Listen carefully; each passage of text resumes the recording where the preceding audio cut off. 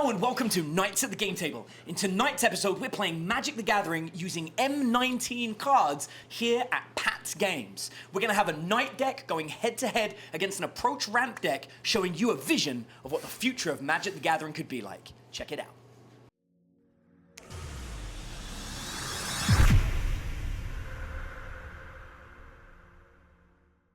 To keep up to date with everything at Knights at the Game Table, all you have to do is click subscribe and then hit that tiny little notification button next to it, so every time we upload a new video, YouTube will be sure to let you know. So I'm here with Aryeh here at Pat's Games in Austin, Texas, who've been gracious enough to bring in all these epic cards from the future of M19, and you built these decks. Yeah, I did. You know, it's always difficult when you're trying to anticipate what the metagame of the future is going to be. But I think that with these two decks, we're featuring some of the new cards that are the most powerful, and we're getting a chance to see the type of decks that might use them in the future. We've got two players here. Why don't you tell us a little bit about the players? Well, Ryan is going to be on the left here with the Knight deck, which is Black-White Knights, and then Tad is going to be on our right. He's got a kind of an interesting deck. It's going to be a ramp deck, so it's going to be trying to get as much mana as quickly as possible, and its goal is to cast the card Approach of the Second Sun. Brilliant. All right, I love it. So let's get this game on the road. So what's going on here, Aryeh? What are they doing? Here they're trying to figure out who's going to go first. They're doing it in the most fun way possible, which is rock, paper, scissors. Oh. Did not see who won, but I think we will find out. Okay, it was Tad. Tad has had a lot of success. So last time he was on the Pro Tour was Pro Tour 8 the Revolt in the pretty recent past. And Ryan's been a good player locally for a long time as well. So I think we're going to see a really good match with two really good players. And while you're watching, don't forget that you've got an opportunity to win a box of M19 yourself just by leaving a comment down below and sharing this video. We'll enter you into our monthly draw and we'll select one of you lucky viewers to get your own box of M19. Basically, when we're going to be looking at this matchup, it's going to be really important for both players to get on the board quickly. So Tad is trying to get on the board with cards like Llanowar Elves, Servant of the Conduit, and a new card called Draconic Disciple, which is also a mana creature. He's trying to get on the board with those to make as much mana as he can, whereas Ryan is trying to beat down with a lot of Knights. Okay. This is a Black-White Knights deck. Almost every single creature in the deck is a Knight of some kind. Except for a Chupacabra, which we'll call just an honorary knight for today. He's not a knight, but he's in the deck. Okay. But everybody else is a knight, so. I'm going to play a Forest and Llanowar Elves and pass the turn. Yeah, so this is one of Tad's better starts. I mean, Llanowar Elves is a really, really strong card on turn one. Yep. It does get worse when you draw in the late game, so it's great to have right now. Ryan, it looks like, is starting out with Plains, which means that he's not going to have his best answer here, which would be Fatal Push. It's a removal spell. Would be able to kill that Llanowar Elf. So without that, we're thinking he's probably got a pretty strong turn 2, turn 3 play. So here's one of our aforementioned Knights, Knight of Grace. Strong card, first strike, and can really deal a lot of damage in this deck. Bristling Hydra, trigger, 3 energy. Okay, so this is one of these kind of glue cards that's in this ramp deck, which is Bristling Hydra. It's not, you know, specific to the deck's overall game plan. It's just kind of a big creature. Yep. But what's nice is that it can act a little bit as a bridge to those expensive cards by either blocking or threatening the planeswalker of an opponent. Yeah, especially the lower power Knights with first strike, right? Yeah, because that Knight, it will become a 3/2 when he plays a black permanent, but the nice thing about these Hydras is they're going to have 4 toughness, so they're even going to be able to block a 3/2. Oh, there's another one just came out. So yeah. It's got some good defense there already. Absolutely. So speaking of people who aren't Knights in this deck, there is one other, and I'm glad he showed up so we could talk about him. That's Mentor of the Meek, which is actually a reprint that we had quite a few years ago. I actually remember that card. It's a really cool card because it's an aggressive white card that allows you to draw cards, which in the history of Magic there aren't many. You know, mostly drawing cards is usually something that blue cards do, maybe red cards. Or black giving up life, right? Absolutely. I mean, So the fact that you have a white creature that basically rewards you for playing other small creatures is fantastic. So here we have another card that's a new one and a great one at that, Ajani, Adversary of the Tyrants. Yep. You can see the power here where it just kind of, it's going to take over the game if it goes unchecked for a long time. Because right now, what he was able to do is use its plus ability to put counters on the 2 creatures in play. Which is going to enable him to threaten those Hydras. Yeah, exactly. So he's going to be able to try to get in some good attacks, and we're going to see what happens next. Now, I did spy something interesting in Tad's hand here, which we'll see once he makes his decisions on attacks. He's kind of in a difficult spot here in a way, because he kind of has to attack Ajani. Yeah, there he is. He's going for it. Just because he wants to get Ajani off the table. Yeah, and really Ryan's best option there, just let Ajani kind of, you know, get removed by these Hydras so he can begin attacking. We're going to see a great interaction here, too. Nice. Never mind. He's got another Ajani. Well Okay, played. then. I thought he was going to play something else, but holy moly.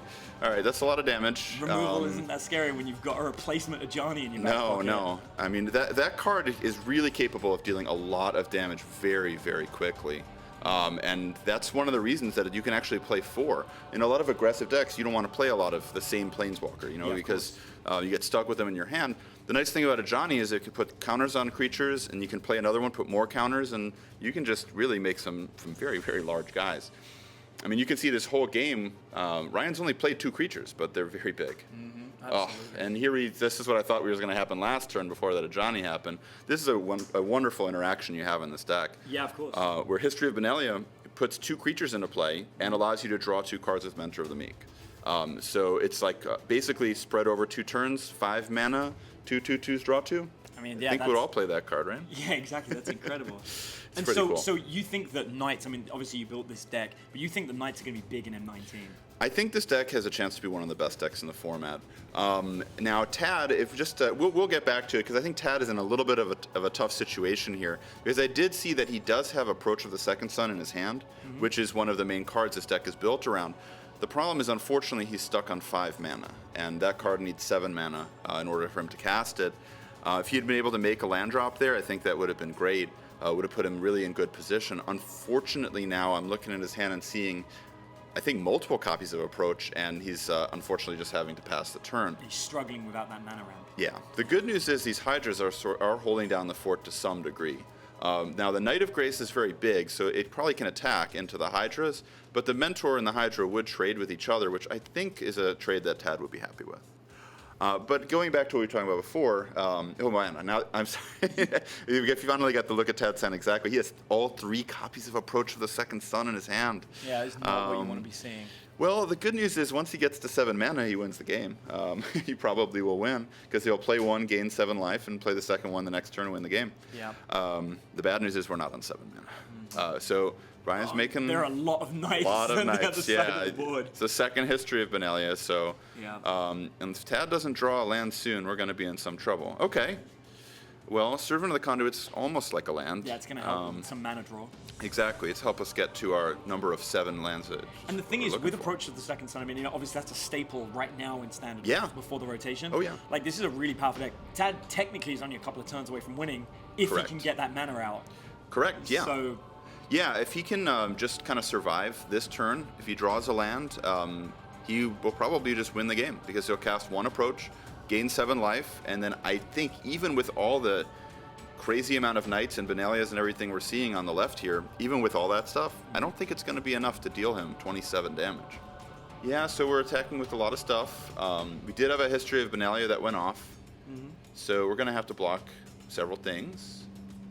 Let's see how that goes. Yeah, here we go. This is where his defensive line is going to be. He really doesn't want to be using any of that mana ramp to block either. Just a 4/4. But, you know, Yeah. Tad's sitting on 12 life. It's pretty scary. Yeah, this is going to be a tough turn. He's a 1/2/3 4/5 power. Yeah. Yeah, we've got this History of Benalia trigger going off, so we're being attacked by a lot of Knights. all 4/4s. You know, unfortunately, I was hoping Tad would be able to draw a land to start playing those things, but it's looking like it might be too little too late. Let's see how it all pans out, though. On the second trigger of that, cast out. Oh, wow. Oh, wow. So not only did Ryan have a very large attacking force here, he also even had a combat trick in a way where he was able to use Cast Out to remove Bristling Hydra, which doesn't happen often because Bristling Hydra can gain hexproof. Yeah, that's just going to be enough damage, and There we're we are, going to that's have to game. move on to the next game. Okay, so turn 1 went to Ryan there, so let's hope that Tad can pull it back. I mean, it just proves how powerful this Knight deck really is Yeah. in M19. Yeah, I mean, Tad missed some land drops, and that Knight deck between Johnny, Mentor of the Meek drawing you into more gas, you know, drawing you good cards off the top, and especially History of Benalia, which is kind of like the flagship card of the deck. I mean, if they put that much pressure on you and you miss a land drop or 2, I don't think you're coming back. All right, so we're moving into round 2 now, Aryeh. What can we really expect from the Knight deck? What makes it up? Well, what makes this deck, I think, strong, especially as we're moving into M19 Standard, is that one of the best decks in Standard is a mono red deck that plays a lot of small creatures, like Bomat Courier, so 1/1. Yep. And what's great about this deck is it plays a lot of 2-power creatures that have first strike, 2/2s that can block those 1-power creatures. And also, it can kind of go wide between, as we saw in the first game, making tokens with History of Benalia. There's also Hidden Stockpile on this list that's also able to make tokens. There's a lot of ways for the deck to kind of gum up the ground. Yep. And as we saw with the Johnny, it doesn't take long for your creatures to become larger than your opponents. Yeah, it's great. It's almost like the old school white weenie decks, but Oh, with yeah. that the bonus +1. Well, boost. those decks never had a Planeswalker like this Ajani. Yeah. He never had anything close to it. I think back in the day, Luis Scott Vargas top 8'd a Pro Tour with, maybe won a Pro Tour with a very worse Ajani than this one. But the plus ability on that Ajani was gain 2 life. Love it. Okay, so then moving into the second round now, like obviously Tad's a little bit behind. He needs to Yeah. pick up this game. How has M19 changed the approach there? Well, up until this time, Approach has usually been a card that has been used by control decks. Like a blue-white control deck would use it to kind of stabilize the game and win in the late game. What makes it different now with M19 is Wizards decided to print a card called Elvish Rejuvenator. It's a 3-mana 1/1, which doesn't sound that good, but its ability is to look at the top 5 cards of your deck, find a land card, put it into play, and place the rest on the bottom. Now, it just so happens that Approach of the Second Sun, when you cast it the first time, goes 7 cards deep into your deck. So when you untap, draw your card for the turn. If you play Elvish Rejuvenator, you can cast your Approach the next turn. Forest, Land of Worlds. A really cool interaction that Yeah, and it to being green-white. Yeah. I mean, it's definitely Rejuvenator is such a strong combination with Approach that it just becomes the perfect card for you to use both with the Llanowar Elf and for you to use with Approach of the Second Sun. I mean, it just works very, very well. So it looks like he's got that the double ramp going, right? Yeah, and this is exactly what Tad's looking for. Turn 1 Llanowar Elf is, like we talked about in Game 1, really important for the deck, and also being able to follow up with Servant means that on his third turn, he's going to have 5 mana. He's also happy to look across the table and see just a Plains. That means that Fatal Push, the removal spell, is nowhere in sight. Yeah, that's awesome. So we've got a Black Knight turning up for the first time. Yeah, I always call it Black Knight too. Yep. Technically called Knight of Malice now, but yeah, it's pretty similar to the old school Black Knight for those of us who have been playing for that long. Thankfully, Wizards decided to make its casting cost a little bit easier now. 1 and a black, not 2 black mana. So another M19 card. Yep, this is it, Elvish Rejuvenator, the one we were just talking about. Awesome. And obviously, as we said, it's a great combo with Approach, but it also functions quite well just as a ramp creature, as we see here. It allows Tad to kind of get even more mana available to him, and it puts a body, even just a 1/1, in the way of this Knight of Malice, which is going to keep Tad's life total nice and high. Yeah, this is a very different game. It's going in Tad's favor. It's really good to see, actually. It's good. Yeah. I mean, I think part of it is the fact that Ryan did not have Fatal Push on turn 1, but he does here have History of Benalia, which, as we mentioned, is probably the best card in the deck. But Tad was able to draw one of his sideboard cards, Magma Spray, to deal with that Knight, which was going to be a little bit of an issue. Another thing that happens with this deck, as far as deck building is concerned, is you can see that Tad just cycled a Sheltered Thicket, and then now he's cycling a Scattered Grove. In most decks in Standard, you wouldn't want to play so many copies of a Cycling Land, because they do come into play tapped. What's nice about this deck, though, is that Thinning the deck, right? yes, Yeah. exactly. It allows us to draw cards because so much of our deck, over half of it, is basically mana between lands and mana creatures. That these cards allow us to draw to the cards we want to cast, cards like Chandra and Approach of the Second Sun. Yeah. Okay, well, there's Johnny. As you cannot count this Knight deck out. I mean, just when you think, okay, Tad's got the perfect removal spell at the perfect time, here comes a Johnny again. And Tad's taking a lot of damage. Brutal. Yeah, I mean, he just took 6, and with History of Benalia about to go to kind of its ultimate mode here, he's threatening quite a bit more damage the following turn. What has really cycled out in this edition that is going to make a big difference to these decks being able to flourish? Well, actually, it is strange because they have changed the way it works a couple times, but nothing is leaving Standard with wow. M19. Yeah, it's just going to be the same that it's been for the last several years. So for those people out there, if you're sick of Heart of Kiran, Sorry. Sorry, it's staying. Sorry. Not going anywhere. Wow, that's crazy.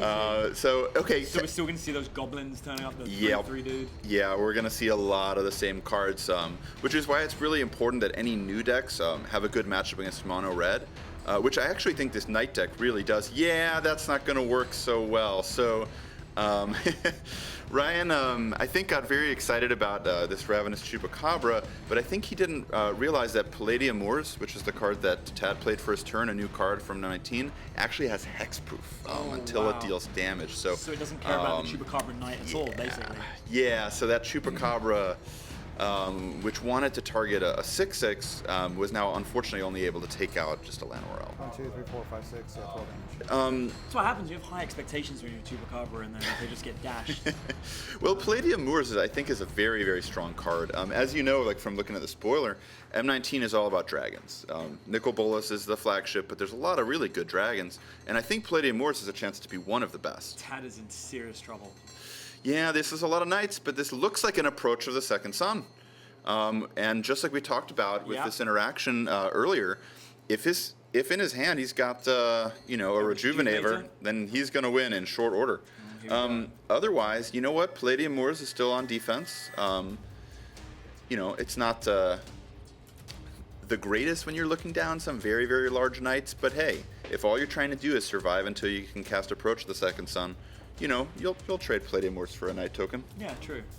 Doesn't feel good, but you'll do it. Yeah. You'll do it because that's what it takes.